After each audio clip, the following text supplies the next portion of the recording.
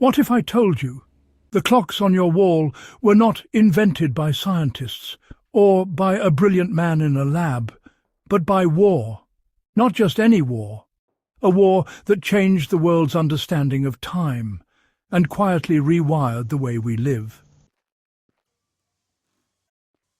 We call it the Industrial Revolution.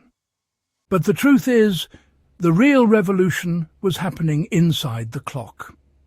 Because the modern time system, the one you rely on every single day, was invented to solve a military problem.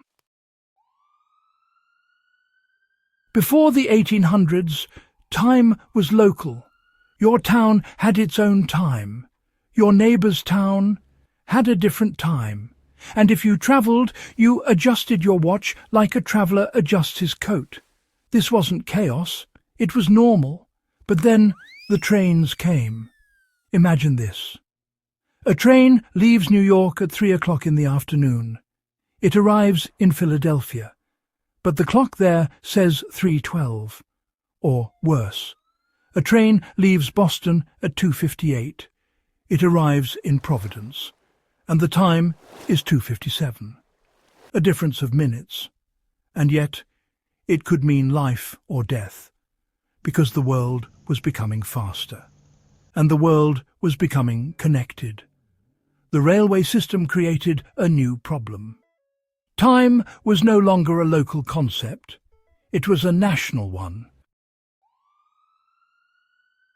Railroad companies began to standardize time, not because they cared about your life, but because they cared about their profits.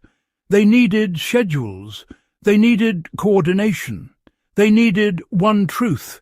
So they invented something the world had never seen. Standard time.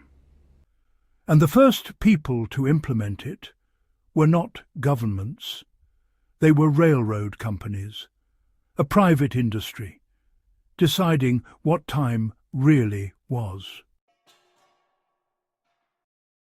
And this is where it gets darker. Because when you control time, you control people. You control when they work. You control when they rest. You control when they are available. Time became a tool, and the railroads were the first to wield it. But standard time was just the beginning. The true transformation happened during a war so vast it touched every continent. World War I, the war that made modern logistics, the war that made global communication a necessity, the war that demanded precision. And the world realized something chilling. Time was now a weapon. If you wanted to launch an attack, you needed coordination. If you wanted to move troops, you needed timing.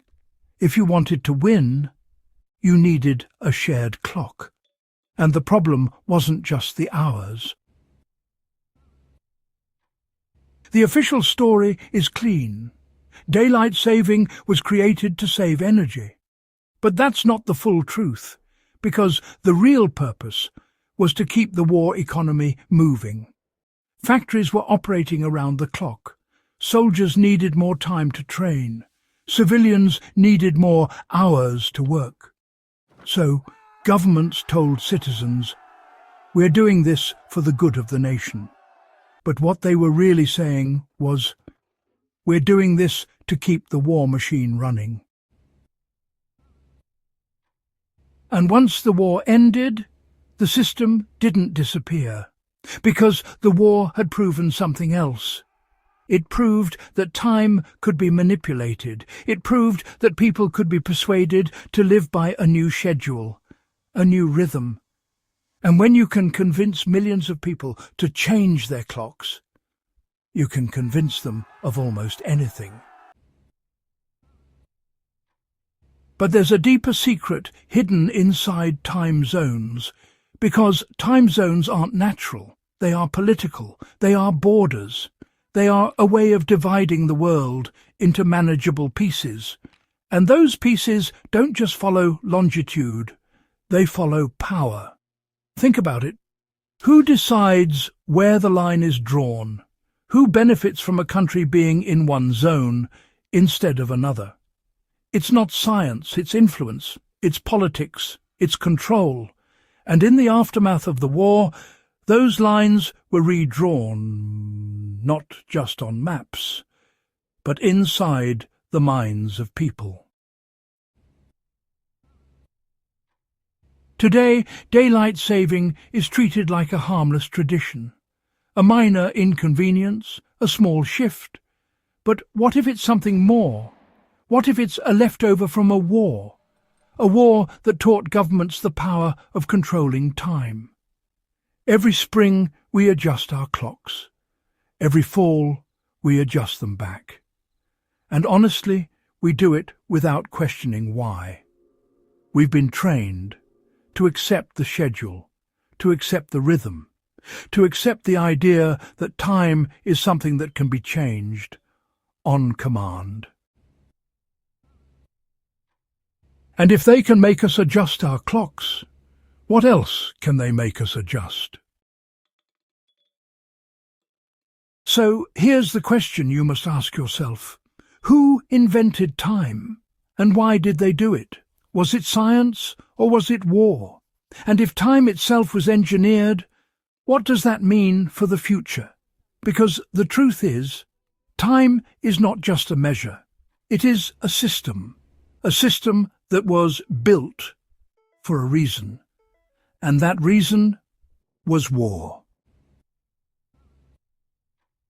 If you want to know more, if you want to dig deeper, hit subscribe.